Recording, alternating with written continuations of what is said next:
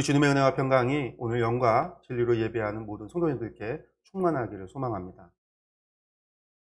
전쟁 영화나 드라마를 보다 보면은요, 전쟁에 발생한 수많은 사상자들을 처분하는 것을 볼 때가 있습니다. 적군과 아군의 시체를 구분하지 않고 모든 시체를 거두어서 불에 태우거나 땅에 묻는 것을 봅니다.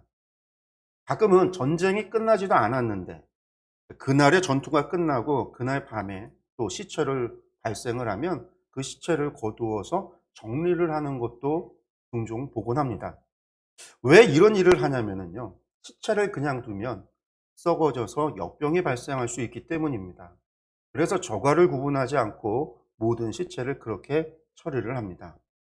전염병이 도는 경우에도 그렇습니다. 더 큰 재앙이 오는 것을 막기 위해서 시체를 모아 태우거나 땅에 묻습니다. 사실 고대 사회에서 전쟁과 역병과 기근이라고 하는 것은 매우 깊은 연관이 있습니다.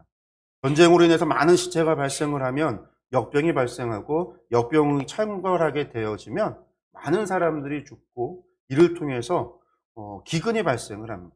자연재해, 가뭄이 오거나 비가 많이 오는 기근이 아니라 농사를 지을 수 없는 사람들, 지을 일손이 부족하기 때문에 흉년이 드는, 또 많은 사체로 말미암아 해충, 쥐나 이런 것들이 창궐하면서 농사가 망치는 것이죠. 그래서 이제 시체를 그냥 두는 경우가 거의 없습니다. 그러면 광야에 살던 이스라엘은 시체를 어떻게 처리를 했을까요? 고라당의 반란으로 죽은 사람들이 사흘 사이에 15,000명이 넘었습니다. 땅이 갈라져서 죽은 고라 자손들도 있겠지만 역병에 죽은 사람들은 더 많았습니다. 한 번에 그 많은 그 시체가 발생을 했는데 이 많은 시체를 어떻게 처분을 했을까요? 성경에는 이것에 대한 기록이 없습니다. 이스라엘의 미드라시, 이 오경을, 모세 오경을 주석을 하고 해석을 했던 미드라시에도 이 부분에 대해서는 말하지 않습니다. 그래서 우리가 정확한 경위는 알 수 없지만 분명 그 시체를 이스라엘의 진중에 그냥 그대로 두지는 않았을 겁니다. 왜냐하면 시체는 부정하다라고 여겼기 때문에 반드시 부정한 것은 진중 바깥으로 보내야 되기 때문이죠. 역병에 걸린 시체를 둔다면 또 재감염의 위험이 있습니다.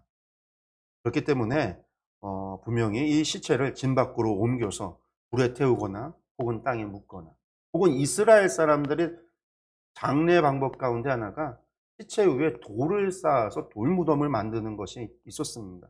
그러니까 아마 돌무덤을 하거나 하는 식의 장례 절차를 가졌을 겁니다. 이 부분에 대해서 우리가 정확하게 알 수는 없지만 문제는 이 시체를 진영 밖으로 옮겨서 장례한 것으로 끝나지가 않는다라는 거죠. 왜냐하면 율법에는 시체를 만진 사람, 시체와 접촉한 사람뿐만이 아니라 그 시체가 접촉된 모든 물건이 다 부정하다라고 했습니다. 그러니까 장례 절차를 위해서 시체를 만졌던 모든 사람이 또한 시체를 그가 죽기 전에 만지거나 그가 죽으면서 건드렸던 모든 물건들이 부정하게 된 것이죠. 15,000명의 시체를 다루었던 그보다 많은 수의 사람들이 부정하게 됩니다. 또 이들의 부정을 해결하지 않으면 안 된다라는 거예요. 장례로 끝이 아니라 이들의 부정을 해결해야 된다라는 거예요.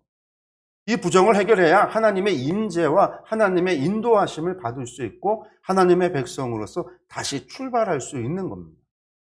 오늘 말씀이 바로 이러한 이스라엘 백성의 부정함을 씻는 방법을 알려주는 말씀입니다. 그런데 그 방법이 레위기의 법을 다시 알려주는, 다시 한번 상기시키는 것이 아닌 새로운 방법을 알려주십니다. 시체를 만졌을 경우에는 사람도 부정하고 시체가 접촉한 가구도 부정한데 이들을 레위기 율법대로 한다면 7일 동안 정결례를 해서 그들이 진중에서 격리해서 있어야만 됩니다. 15,000명의 시체를 접촉했던 사람들이 7일 동안 정결례를 위해서 격리하고 그들의 부정을 씻기 위해서 정결례를 행한다면 수많은 일들이 많은 피로가 요구될 것입니다.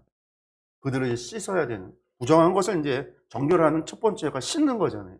그들이 이제 몸을 씻기 위해서도 많은 정결한 물이 필요할 것이고 여러 가지 요구가 필요할 것입니다.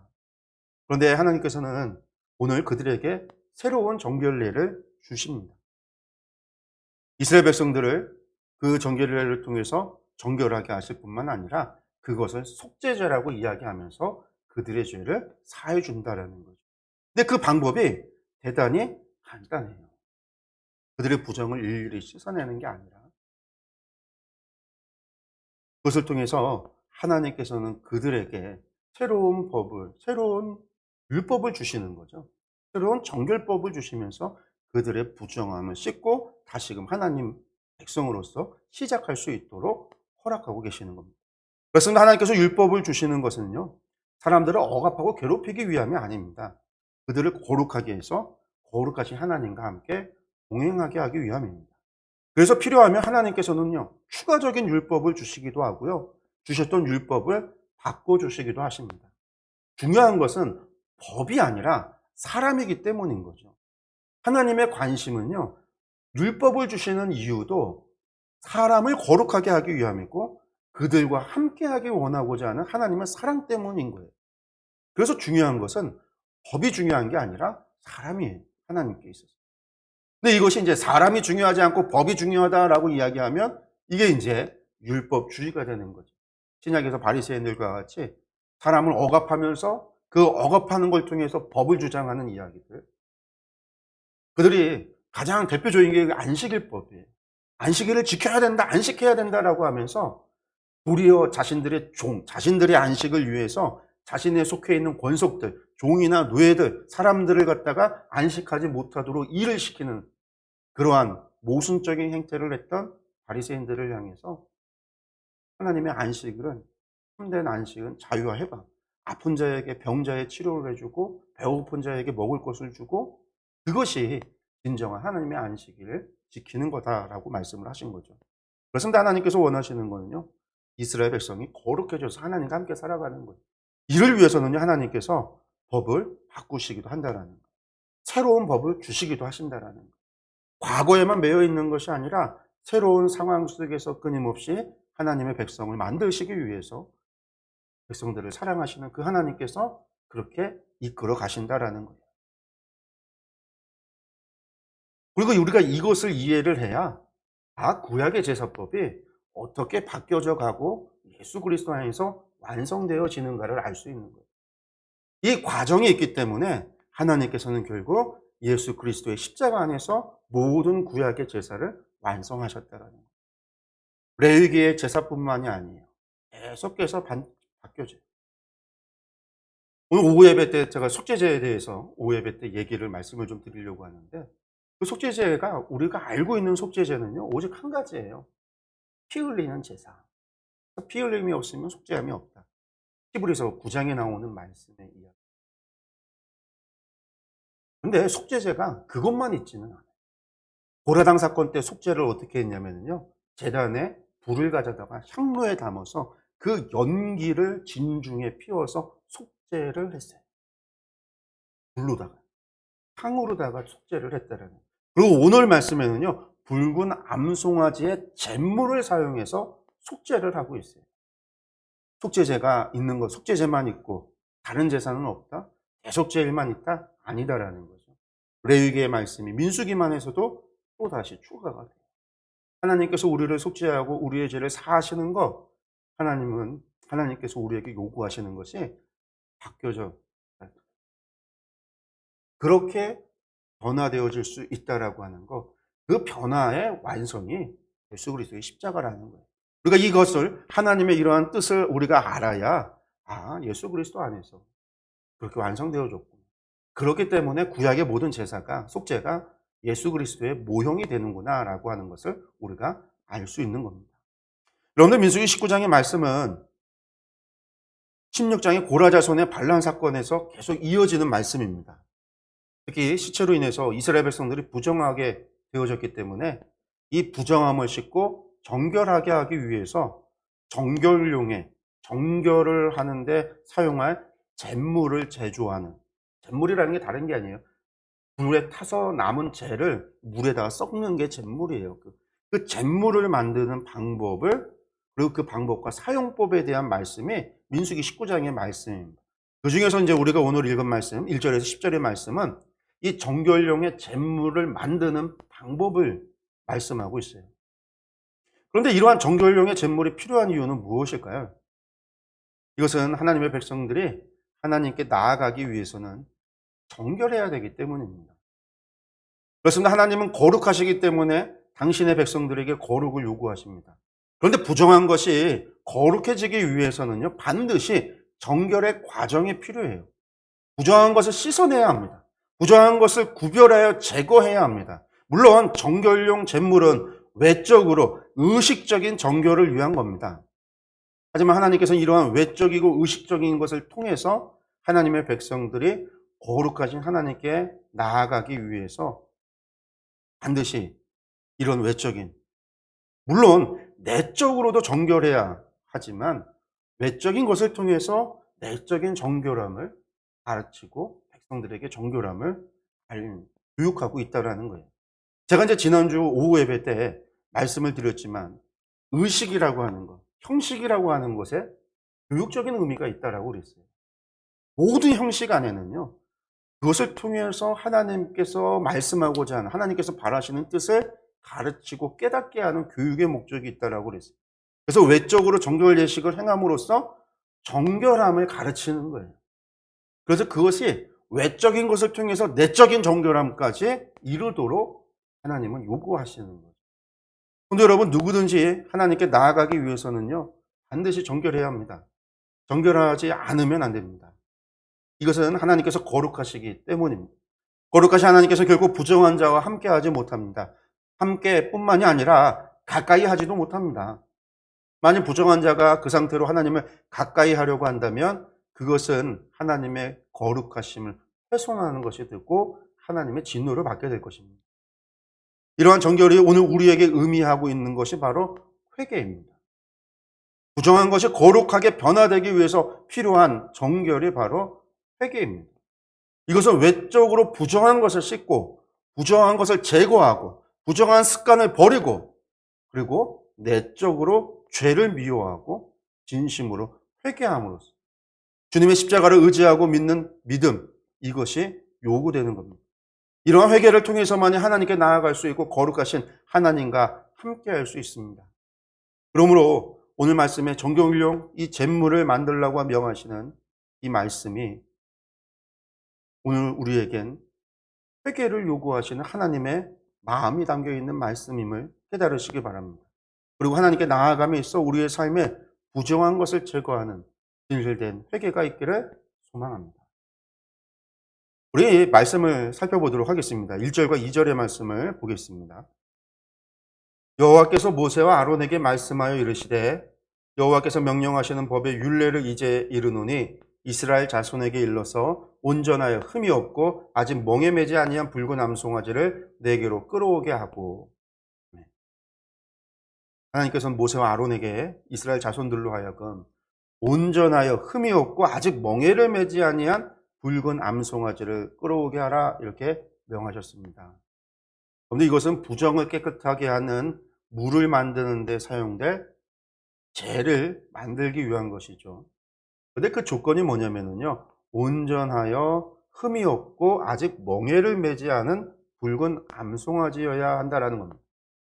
여기서 이제 암송아지라고 번역이 된 히브리어는요, 파라라고 하는데 이건 아주 어린 암송아지가 아니라 다 자란 성인 소와 어린, 진짜 1년도 안 된, 몇 개월 안 된 어린 암송아지 중간 정도에 있는 젊은 암소를 의미합니다. 그런데 이 젊은 암소 가운데 빛깔이 붉어야 하고, 그냥 붉은 게 아니에요. 핏빛같이 아주 붉은색을 가리키는 겁니다. 게다가 이 소는요, 온전하고 흠이 없고 멍에를 매지 말아야 돼요. 사실 여기에 조건이 하나 더 들어 있습니다. 히브리어 원어를 보면요, 테미마라고 하는 단어가 있는데 우리말 성경에는 이걸 번역을 아예 안 했어요. 이 단어 테미마가 뭐냐면요, 점이 없는, 티가 없는 이라는 말이에요. 히브리어나 영어 성경에는 이 말이 다 번역이 되어져 있거든요. 그러니까 다른 말로 얘기한다면 온전하고 흠이 없고 티나 점이 없으며 멍에를 매지 않은 붉은 암소를 준비하라는 겁니다. 또 여기서 멍에를 매지 않아야 한다라는 거는요, 성인 소가 아닌 뭐 그런 의미라고 생각할 수도 있겠지만, 멍에를 매면은 목에 이 멍에가 쓸려서 어떻게 되겠어요? 상처가 나고 털이 빠지고 하는 일들이 벌어지겠죠. 당연히 멍에를 쓰면 반드시 흠이 있게 돼요. 그래서 이제 단 한 번도 멍에를 매지 않은. 그러니까 우리가 조건을 정리한다면 젊은 불구남소 가운데 아무런 흠도 없어야 한다라는 조건이죠. 근데 이러한 조건을 충족시키는 암소를 찾는 일이 쉬운 일이 아닙니다. 붉은 암소 있을 수 있어요. 근데 아무 흠도 없어야 돼요. 티도 없어야 돼요. 점조차 있어서는 안 된다라는 거예요. 이런 소를 구한다라고 하는 건 사실 엄청 까다로운 조건이에요. 하나님께서 이렇게 까다로운 조건을 요구하시는 이유는 무엇일까요? 그들을 좀 괴롭히기 위해서? 그가 아니에요. 이런 소가 아주 뭐 맛있어서요? 아니죠. 하나님께서 귀신들이 제사상에 음식 먹으러 온다고 하나님께서 뭐 이런 재물을 잡수시기 위해서가 아니잖아요. 이런 까다로운 붉은 암소에게 사람을 정결하는 능력이 그러면 있어서일까요? 그런 것도 아닙니다. 붉은 암소라고 해서 특별할 게 없습니다. 흠없고 온전하며 붉은 암소를 태운 죄에 뭐 특별한 성분이 있어서, 거기에서는 태우면 무슨 새로운 성분이 생겨나서 그것이 우리를 갖다가 정결하게 하는 뭐 그런 효과가, 표백하고 뭐 살균하는 효과가 있어서 그런 것도 아닙니다. 근데 하나님께서 이렇게 명하시고 그런 조건을 만드신 것 뿐이에요. 소에게 능력이 있는 것이 아니라 하나님께서 까다로운 조건을 거시고 그것을 다 지켜 행하면 정결하게 해주시겠다라는 거죠. 그래서 세상에 부정한 것을 정결하게 해주는 능력은요, 오직 하나님께만 있어요. 하나님께서 그러한 조건을 거신 거예요. 그런 하나님께서. 그러므로 우리는 하나님께서 왜 이처럼 까다로운 조건을 거셨는지 생각하고 우리가 고민해 봐야, 그리고 그 뜻을 알아야 되겠죠. 지난주에 주일 오후 예배 때 말씀드렸지만, 하나님께서 형식 만들 때는요, 형식 안에 담겨있는 의미가 중요하고 그 의미를 교육을 하고자 하는 목적이 담겨 있다라고 그랬어요. 우리가 흔히들 이 붉은 암송아지의 제사를 얘기하면요, 그냥 무조건적으로 예수님의 모형이다라고만 이야기를 하는데, 그거는 너무 앞서 나간 해석이에요. 하나님께서 이스라엘 백성들에게 이것을 명하실 때는요, 그들에게 예수님 깨달으라고 준 게 아니에요. 예수님은 그 뒤로부터 1400년 흘러야지 오시는 분이에요. 이것이 그들에게 의미가 있는 거니까요. 도대체 하나님은 그들에게 어떤 의미를 알려주려고, 무엇을 깨닫게 하려고, 무엇을 알으라고 이렇게 하시는 건가? 우리가 거기에 먼저 초점을 맞춰야 되겠죠. 그럼 하나님께서 도대체 붉은 암송아지 이것을 통해서 이스라엘 백성이 무엇을 알기를 원한 걸까요? 먼저는요, 앞서도 말씀드렸지만 조건이 까다롭잖아요. 온전하고 흠과 티도 없어야 되고 점도 없어야 되고 멍에도 매지 말아야 되고 털은 또 아주 붉은색이어야 되고 암송아지여야만 합니다. 그런데 이스라엘 백성들은 자신들이 소유한 모든 소들 가운데서 이러한 소를 찾아야 했습니다. 하나하나 살펴서요, 흠이 있는지 점이 없는지 티가 있는지, 발바닥에도 사이에도 다리 사이에도 숨겨지고 잘 안 보이는 곳이라 할지라도요, 하나하나 다 살피는 과정을 통해서 선별해야만 했어요. 그래서 하나님께서는요, 부정한 것을 정결하게 하기 위해서는요, 순결한 것이 필요하다라고 말씀하고 계시는 거예요. 부정한 것이 부정한 것을 깨끗하게 할 수 없습니다. 그렇게 부정한 것을 정결케 하기 위해서는 부정하지 않은 것이 필요하다라는 거예요. 까다로운 조건을 통해서 하나님께서는요, 순결한 것이 필요하다라고 하는 것을 가르치고 계신 것이죠. 그렇습니다. 순결한 잿물이어야만 합니다. 그냥 아무소나 가져 나올 수 없습니다. 또 이것이 의미하는 바가 있습니다. 지금 하나님의 심판이 있은 직후죠. 약 15,000명의 사람이 죽었습니다. 그들을 장사 지내고 난 이후입니다. 그러니 하나님의 말씀을 허투루 들을 수가 없어요. 사람들의 생각과 의견 다 무시되어야만 합니다. 내가 볼 때 이 정도면 되지 않을까? 이러한 것도 안 됩니다. 정말 살피고 살펴서 이스라엘 소유한 모든 소들 가운데 하나님의 말씀에 가장 합당한 것을 찾아야만 합니다. 이 과정에서 부정한 것을 정결케 하는 데 있어서 가장 중요한 것이 무엇인지가 나타납니다. 그것은 바로 사람의 방법이 아니라 하나님의 방법, 하나님의 말씀대로 행하는 것이 중요합니다. 사람의 생각이 중요하지 않습니다. 사람의 지혜도 필요하지 않습니다. 하나님께서 정하신 대로 행하는 것이 중요합니다. 절대적인 순종인 것이죠. 이것을 하나님께서 원하신다라는 거예요. 다음으로 이 소유에게는요, 사람을 정결케 하는 어떠한 능력도 없습니다. 우리가 이것을 놓쳐서는 안 돼요. 이 과거의 구약의 사람들은요, 정말 그렇게 믿었을지 모릅니다. 온전하고 흠없고 티없고 점 없으면, 멍에매지 않은 붉은 암소라고 한다면 사람을 정결하게 하는 능력이 있을 것이다. 그렇게 믿었을지도 모릅니다. 그러나 하나님께서 이렇게 하시는 이유는요, 잿물의 능력이 있는 것이 아니라 하나님의 말씀에 순종할 때 하나님께서 정결하게 하신다라는 거예요. 그러므로 속죄제, 제물을 드리지 않아도, 대속죄일이 되지 않았어도 오늘 새롭게 하나님께서 새로운 방법을 주시면 그 방법을 따르면 되는 겁니다. 그렇습니다. 하나님께서 정결, 죄사함의 능력이 하나님께 있습니다. 하나님께서 말씀하시는 말씀이 무엇이 되었든, 소를 잡던, 양을 잡던, 염소를 잡던, 비둘기를 잡던, 붉은 암송아지를 잡던, 제단에서 불을 가져다 향을 피우던, 금식을 하며 회개를 하던 중요하지 않습니다. 방법이 중요하지 않습니다. 하나님께서 명하신 것, 그 말씀에 순종하는 것, 그 말씀에 순종할 때 하나님께서 정결케 한다라는 거예요. 하나님의 그 말씀을 믿을 때 하나님께서 정결케 하신다라는 거예요. 성도 여러분, 우리가 보아야 할 것, 그렇기 때문에 우리가 보아야 하는 것이 말씀만이 아닌 거죠. 말씀을 주시는 하나님을 봐야 돼요. 하나님의 마음과 그 뜻을 봐야 돼요. 하나님께서 의도하시는 것이 무엇이고 하나님께서 바라시는 것이 무엇인지를 먼저 알아야 돼요. 그래야 하나님께서 바라시는 삶을 살아갈 수 있는 거예요. 그것을 알 때 우리가 하나님의 말씀에 온전히 순종할 수도 있는 겁니다. 이어서 그렇게 준비한 붉은 암송아지를 어떻게 해야 하는지에 대해서 말씀을 하십니다. 3절에서 5절의 말씀을 보겠습니다. 너는 그것을 제사장 엘르아살에게 줄 것이요 그는 그것을 진영 밖으로 끌어내어서 자기 목전에서 잡게 할 것이며 제사장 엘르아살은 손가락에 그 피를 찍고 그 피를 회막 앞에 향하여 7번 뿌리고 그 암소를 자기 목전에서 불사르게 하되 그 가죽과 고기와 피와 똥을 불사르게 하고.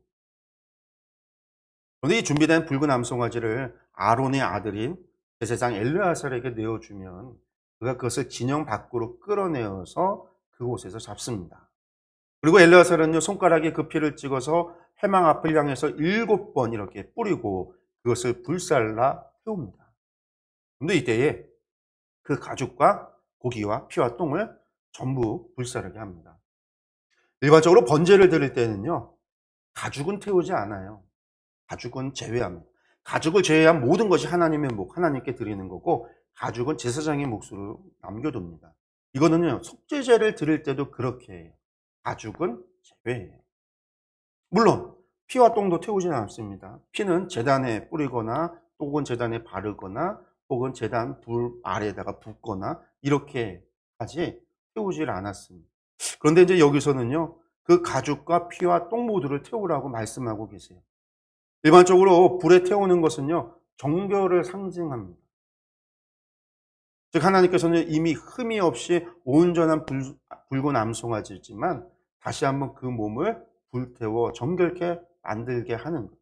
또 불을 태워서 제사한다라는 거는요, 하나님께 드린다라는 거예요. 모든 것 전부를 하나님 앞에 드린다라는 거예요.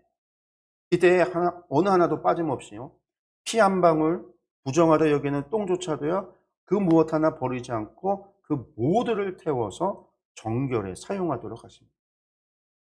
하나도 빠짐없도록 하시는 이유는 또 무엇일까요?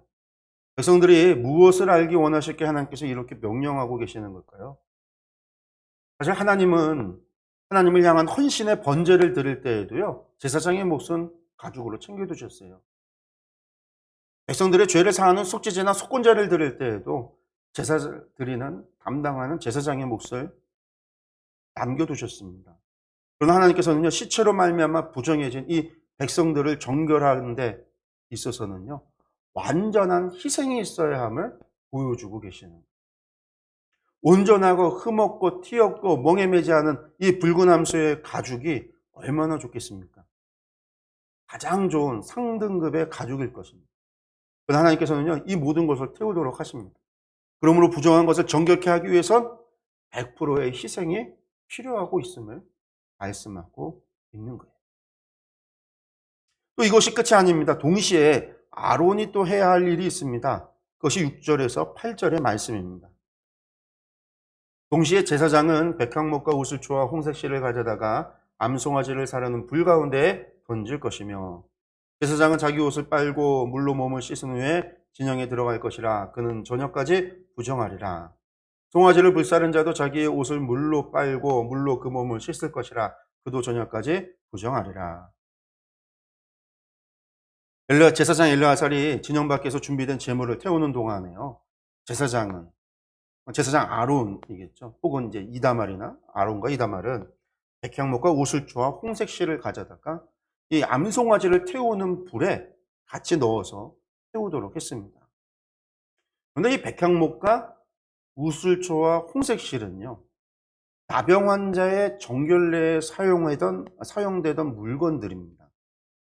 레위기 14장을 보면 나병 환자가 병이 나아서 다시 정결례를 통해서 다시 진중으로 들어올 때 이 정결례를 행하게 되는데, 이때 새 2마리와 백향목과 우슬초와 홍색실을 가져다가 나병 환자를 정결하게 했습니다.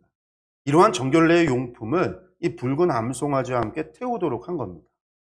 이때 제물을 태울 때 하나님께 드리는 거잖아요. 드리는 이 제물을 태울 때 무엇인가를 같이 넣는 것은요, 이것들이 상징하는 것이 있습니다. 우리가 이제 제사의 방식 가운데 전제라고 하는 것을 알잖아요. 불로 태워서 드리는 번제에 포도주와 독주를 부어서 함께 태워드리는 제사 방식입니다.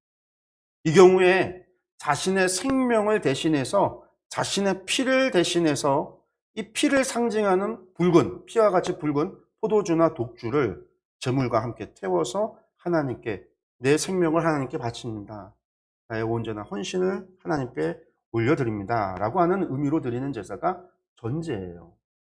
그래서 이제 우리가 바울 사도도 죽기 전에 나를 전제와 같이 하나님께 드렸다, 자신의 생명을 하나님께 드렸다라고 디모데후서에서 말씀하고 있는 거고, 예수님의 십자가의 죽으심에 물 한 방울 피 한 방울까지 다 쏟으시고 죽으신 예수님의 그 십자가의 죽음을 우리가 이제 전제라고 이야기하는 게 그런 거예요. 하나님 앞에 피와 독주를, 그러니까 포도주와 독주를 부어서 헌신하는. 이처럼 이제 제사에다 무언가를 부을 때는요, 무엇인가를 더할 때는 이 더해지는 것이 가지고 상징하고 있는 것들이 있다라는 거죠. 그러니까 이 백향목과 우슬초와 홍색실이 상징하는 것이 무엇인지를 알아야 되겠죠. 이건 이제 당시 사람들이 어떻게 이해했느냐를 알아야 된다는 얘기인데요. 먼저 백향목은요, 광야에서 구할 수 없는 목재입니다.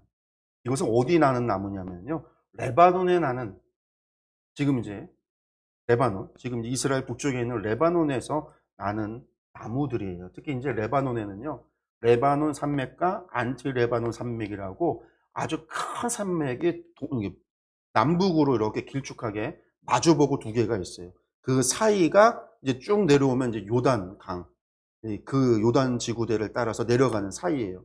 그것을 마주보고, 우리가 이제 이스라엘 지형을 보면은 서부에 유대 산지가 있고 에브라임 산지가 있고 가나안 산지가 있다면, 오른쪽에는 요단강 동편에는 동부 산지 지역이 있어요. 그래서 높은 산지 지역이 있고, 그 사이가 이제 계곡으로 엄청난 지구대를 형성하잖아요. 이게 이제 갈릴리 바다 북쪽으로 레반으로 올라가면 레바논 산맥, 안티 레바논 산맥이라고 불리면서 거대한 산맥이 있어요. 그 산맥에 자라는 나무가 백향목이에요. 이 백향목이 썩지를 않아요. 그래서 향이 나고, 좋은 향이 나고 썩지를 않아요. 그래서 이 백향목이 당시 고대 사회의 가장 귀한 건축자재예요. 가장 비싸고. 그래서 이제 우리가 알다시피 이제 솔로몬이 성전 건축할 때 이 두로와 히람왕으로부터 백향목을 수입을 하잖아요. 이 두로와 시돈이 레바논 지역이에요. 지금 레바논. 그러니까 이 두로 왕으로부터 백향목을 수입해서 짓는, 이게 이제 가장 귀한 자재인데요. 이 백향목이 상징하는 게 그거예요. 썩지 않는 거, 변하지 않는 거, 불변하는 거, 영원히 지속되는 거. 그래서 이제 성전을 지을 때 백향목으로 짓고 영원히 변하지 않는 게 또 하나 있죠. 금이잖아요. 그래서 백향목과 금으로 성전을 짓는 거예요. 영원성을 상징하기 때문에. 이 반대로 이 백향목과 반대에 위치하는 게 우슬초. 우슬초는 뭐냐면요. 아주 보잘것없는 들의 잡초입니다. 보통 이제 담벼락 같은 데 자라는데요. 높이가 한 20cm에서 30cm 정도 자라는데 이게 길쭉해요. 그리고 이제 요렇게 이제 끝에는 보라색 꽃이 피어 있고 잎이 요렇게 되어져 있는데 어떻게 보면 그냥 먼지털이 같이 보여요. 먼지털이 같이. 그래서 이제 이 보잘것없는 우슬초, 어디서나 흔히 구할 수 있는 우슬초지만 이것을 가져다가 이게 어디에 사용이 되냐면요. 출애굽 당시 유월절에는 이 우슬초에 피를 찍어서 문인방과 좌우 설주에 피를 바르는, 그런데 이제 찍어서 바르는 데 사용한 게 우슬초고요. 정결례를 사용할 때 피를 찍어서 뿌리는 역할을 하는 게 우슬초예요. 나병 환자 정결례를 할 때도 우슬초로 피를 찍어서 뿌렸어요. 성전에서 피를 찍을 때도 우슬초를 사용해요. 그래서 우슬초는요, 정결을 상징해요. 그래서 시편에 보면, 시편 51편을 보면은요, 다윗이 죄를 회개할 때 어떻게 기도하냐면요, 우슬초로 나를 정결케 하옵소서, 이렇게 기도를 해요. 우슬초로 나를 정결케 하옵소서. 그렇기 때문에 우슬초는요, 정결을 상징합니다. 마지막으로 홍색실이라고 하는 거는요, 헤르메스 참나무라고 하는 광야에서 나는 나무가 있는데 이 나무에 기생충, 벌레가 있어요. 이게 이제 방패 모양으로 생긴 기생충인데 이 기생충의 알에서 염료를 거둬요. 그러니까 이 붉은색 하나 염료 천을 실을 갖다가 좀 이만큼의 염료를 구하기 위해서는요. 이 나무에서 알을 얼마나 구해야 될까요? 수만 개, 수억 개를 구워서 염료를 구해야 붉은색이 나와요. 근데 이 염료가 어떤 특징이 있냐면요. 색이 변하지 않아요. 이걸로 붉은색으로 하면. 그래서 이제 이것이 당시 아주 귀한 염료였고요. 성막에서 사용될 때 홍색 천, 홍색 실로 제사장의 옷을 만들고 성막의 천을 만들 때 사용됐던 게 바로 이 홍색 실이에요. 그래서 이 홍색 실이 상징하는 것은 뭐냐면요. 알은 생명이잖아요. 그래서 생명을 상징을 했어요. 그러니까 이처럼 부패해진 생명의 연속성을 상징하는 백향목, 죄에 대한 정결을 상징하는 우슬초, 그리고 생명을 나타내는 홍색실, 이 붉은 암송아지와 함께 이것들을 제물로 바쳤다라는 겁니다. 그러니까 이것은 부정했던 우리가 정결하게 되어짐에 있어서 영원히 부패하지 않고 썩어지지 않도록 이 정결함을 유지할 것을 다짐하는 것과 함께 이를 위해서 우리의 생명을 전제에 포도주와 독주를 부어 헌신하듯 정결을 위하여 생명을 상징하는 혼색실을 대신하여 나의 생명을 하나님께 제물로 드립니다라는 뜻이 담겨 있는 거예요. 그렇습니다. 제물에 무엇인가를 더한다라는 것, 다짐의 의미가 있고 헌신의 의미가 있습니다. 무엇을 다짐해야 하고 무엇을 헌신해야 할까요? 하나님께서 정결하게 해주시면 그것을 지키고 정결한 삶을 살아가야 할 의무가 백성들에게는 있는 거예요. 정결함의 은혜를 받은 자의 의무입니다. 정결의 목적은 하나님의 거룩한 백성이 되어 하나님과 동행하기 위함이니까 이 정결함을 지켜서 나아가 성결의 삶을 살아가야 될 의무가 있다라는 거예요. 여러분들 이것을 향한 다짐이에요. 하나님, 제가 영원히 변하지 않고 이 정결함을 지켜서 내 생명을 걸고 하나님 거룩한 삶을 살아가겠습니다. 부정한 것을 멀리하고 내가 정결을 지키겠습니다라고 하는 다짐이에요. 그리고 이 정결은요, 결국은 생명의 값을 요구하는 거죠. 나를 대신해서 붉은 암송아지가 죽고 나의 생명을 상징하는 홍색실을 통해서 나를 하나님께 드린 바 되었음을, 제물과 함께 나는 죽었음을 되새기고 그렇게 드려진 생명임을 고백하는, 그것이 붉은 암송아지 제사에 담겨있는 의미라는 겁니다. 이렇게 만들어진 제, 이것이 정결에 사용을 합니다. 마지막 9절에서 10절 말씀 보겠습니다. 이에 정결한 자가 암송아지의 죄를 거두어 진연박 정한 곳에 둘지니 이것은 이스라엘 자손 회중을 위하여 간직하였다가 부정을 씻는 물을 위해 간직할지니 그것은 속죄제니라. 암송아지의 죄를 거둔 자도 자기 옷을 빨 것이며 저녁까지 부정하리라. 이는 이스라엘 자손과 그 중에 거류하는 외인에게 영원한 율례니라. 하나님께서는 붉은 암송아지를 불사르고 나온 죄를 부정을 깨끗게 하는 물을 만드는 데 사용하라, 이게 이제 흐르는 물에서 깨끗한 물을 받아 이 재를 섞어서 그 잿물을 사용하라는 말씀이에요. 여기서 이제 부정을 깨끗게 하라라는 말은요, 시체를 만져서 부정하게 된 사람들, 그들을 정결하게 하라라는 말입니다. 그런데 이 모은 죄를 진영 밖에 정한 곳에 두라라고 하십니다. 이 말씀은요, 진영 밖 한 곳에 한 곳을 정해서 죄를 모아두고 그곳에 정결례에 사용될 물을 섞어서 정결하는 데 사용하라라는 이야기입니다. 왜 이처럼 한 곳에 정해서 두고 계속해서 사용하라라고 말씀하는 걸까요? 근데 이것은 고라당의 반란 사건으로 죽은 시체, 그들을 만진 사람만의 문제가 아니라는 거예요.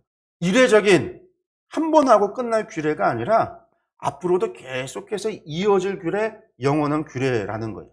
그리고 이것을 무엇이라고 말씀하시냐면요, 속죄죄라고 말씀합니다. 그렇습니다. 부정한 것을 정결하게 하는 것, 여러분들 이게 속죄죄입니다. 부정해졌다는 것은 죄를 지었다라는 것이죠. 정결케 한다라는 것은요, 죄를 사하여 준다라는 이야기입니다. 그리고 죄를 사하는 데 필요한 것이 속죄입니다.